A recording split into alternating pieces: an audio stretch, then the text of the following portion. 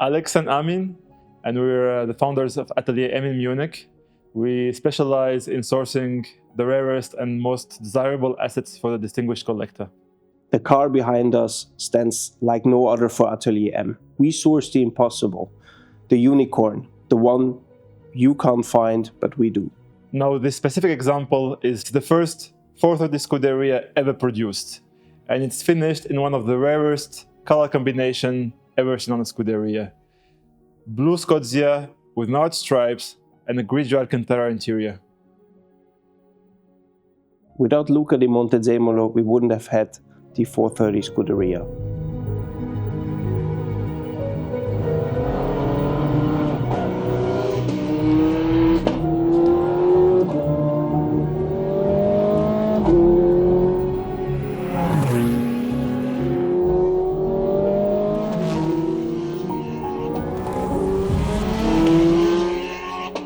You can really feel that Michael Schumacher had his hands on this car. The driving experience is absolutely stunning.